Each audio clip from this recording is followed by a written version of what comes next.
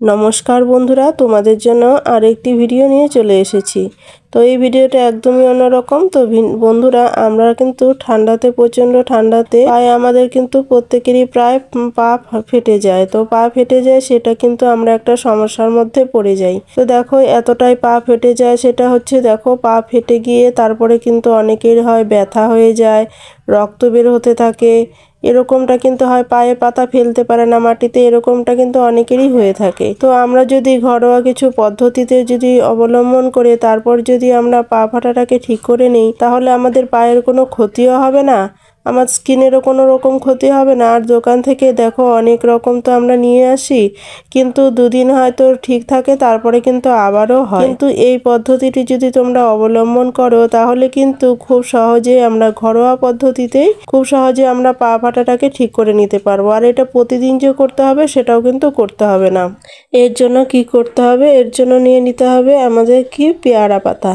হ্যাঁ বন্ধুরা, পেয়ারা পাতা, দেখো কচি পাতা যদি হয় এখানে তাহলে আরও বেশি ভালো হয়। তো পেয়ারা পাতা নিয়ে কয়েকটা পেয়ারা পাতা নিয়ে কয়েকটা ধুয়ে নিব। তো এই পেয়ারা পাতাগুলো আমরা তো জানি অনেকেই যে কোমরের ব্যথা, তারপর দাঁতের ব্যথা, দাঁতের মাড়ি ফোলা, সেগুলো কিন্তু কমে। কিন্তু তোমরা কি এটা জানো, এটা যে পায়ের গোড়ালি ফাটাও কমে? তো এটা কিন্তু আজ থেকে তোমরা এটা জেনে নাও যে পায়ের গোড়ালি ফাটাও কিন্তু খুব ভালোভাবে এটা কমে যায়।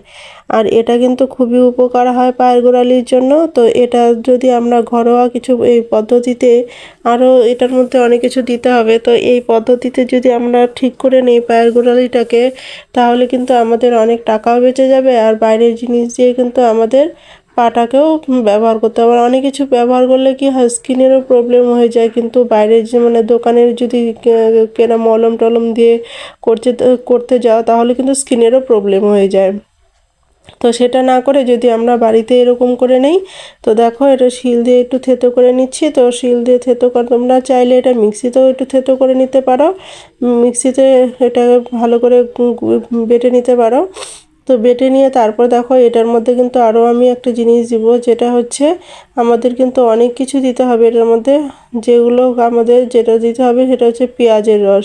আর পেঁয়াজের রস কিন্তু আমাদের যে রুক্ষ শুকো চামড়াগুলোকে, রুক্ষ শুকো ত্বককে আর কি, ত্বককে কোমল ও নরম করতে খুবই ভালো সাহায্য করে। তো এর জন্য কি করব, এই পেঁয়াজটা নিয়েছি, পেঁয়াজটাকে ভালো করে ছুলে নিয়ে নিলাম। তারপরে এটাকে গ্রেট করে এটা থেকে যে রসটা রয়েছে 1 চামচ পরিমাণ আমি রসটাকে একটু বের করে নেব। তো বন্ধুরা, এটা 1 চামচ রস এরকম করে চাপ দিলে কিন্তু রসটা বেরিয়ে আসবে। তো 1 চামচ রস লাগবে, এর থেকে বেশি লাগবে না, অল্প হলেই হবে। তো দুটো পায়ের মধ্যে দিব, তো 1 চামচ হলে হয়ে যাবে। তো এটা দেখো আমি ভালো করে রসটাকে বের করে নিচ্ছি। তারপরে এটার মধ্যে ভালো করে এটা মিশিয়ে দিচ্ছি, দুটো উপকরণ আমি ভালো করে মিশিয়ে দিচ্ছি। এটার মধ্যে কিন্তু আমাদের আরও জিনিস মেশাতে হবে। সেটা কি বন্ধুরা, সেটা মেশাতে হবে যেটা খাবার সোডা আমি এটার মধ্যে সামান্য পরিমাণ খাবার সোডা দিয়ে দিলাম। তারপরে দিয়ে দিচ্ছি সামান্য পরিমাণে হলুদ। তো খাবার সোডা আর হলুদ দুটো, এটাকে আমি কিন্তু ভালো করে মিশিয়ে নিব। আর একটা জিনিস দিব কি, কলগেট। এই কলগেটও কিন্তু আমাদের কিন্তু ত্বককে কিন্তু খুব ভালো রাখতে সাহায্য করে, পায়ে ফাটা কমাতে সাহায্য করে। আর হলুদের গুঁড়ো তো অ্যান্টিবায়োটিকের কাজ করবে, এটা তো জানোই। তো এটাকে আমি সবগুলো উপকরণকে ভালো করে মিশিয়ে নিচ্ছি। আর এটা ভালো করে মিশিয়ে নিয়ে তারপরে আমরা এটা পায়ে ব্যবহার করব। তো বন্ধুরা দেখো, এটা যদি আমরা ঘরোয়া পদ্ধতিতে যদি আমরা করে নেই, তাহলে কিন্তু আমাদের প্রাকৃতিক নিয়মে যদি আমরা জিনিসটা করে নেই, তাহলে কিন্তু আমাদের পায়ের কোনো রকম ক্ষতিই হবে না। বরং আমাদের পাটাকে মাঝে মধ্যে এরকম করে যদি নেই, সপ্তাহে যদি 2 দিন করো, তাহলে কিন্তু পায়ের যে ফাটাটা সেটা কিন্তু থাকবে না। অনেকের হয় যে পায়ে ফাটা, রক্ত পড়তে থাকে। তো দেখো সামান্য পরিমাণে এটাতে তেলও দিয়ে দিচ্ছি। পায়ের ব্যথাটা কিন্তু মারাত্মক, এই পায়ের গোড়ালিতে এরকম ফেটে যাওয়ার পর ব্যথাটা কিন্তু মারাত্মক ব্যথা হয়। তো যাদের হয় তারাই একমাত্র ঠিকঠাক করে বোঝে, তাই না বলো? তো এরকম করে যদি আমরা সপ্তাহে 2 দিন লাগাই, তাহলে কিন্তু আমাদের এটা কমে যাবে। তো দেখো বন্ধুরা, এটা কিন্তু আমার খুব সুন্দরভাবে রেমেডিটা তৈরি করা হয়ে গেছে। তো এখন আমাদের যেটা করতে হবে সেটা বন্ধুরা, এটা কিন্তু চট করে যে এটা বানিয়ে লাগিয়ে দিব সেটা কিন্তু একদমই নয়। তো তারপরে যেটা করতে হবে সেটা বন্ধুরা আমাদের নিয়ে নিতে হবে উষ্ণ গরম জল। আর উষ্ণ গরম জল আমি বালতিতে একটু উষ্ণ গরম জল নিয়ে নিলাম।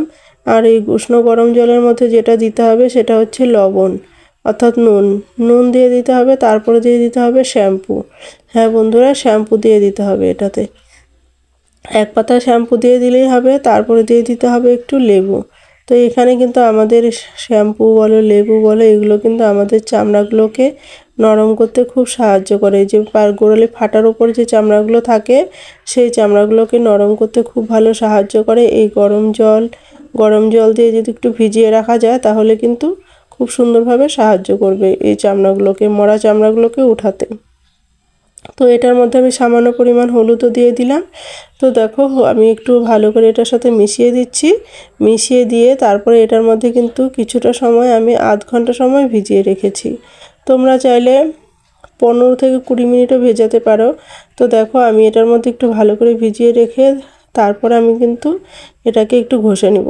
তো কিভাবে দেখো বন্ধুরা, যে ব্রাশগুলো যে হয় পা ঘষার যে ব্রাশগুলো হয় না, এখন তো এই ব্রাশগুলোর দামও খুব কম, খুব অল্প দামের মধ্যেই ব্রাশগুলো পাওয়া যায়। এই ব্রাশগুলো দিয়ে খুব সুন্দরভাবে পাটাকে একটু ঘষে নেব।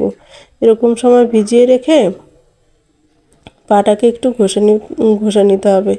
তারপর পাটাকে ঘষে নিয়ে দেখবে ভালো করে, তোমরা দেখবে যে কত সুন্দরভাবে পরিষ্কার হয়ে যায়। এটা কিন্তু তোমরা যদি সত্যি বাড়িতে ট্রাই করো তাহলেই বুঝতে পারবে কতটা উপকারী এই টিপসটি।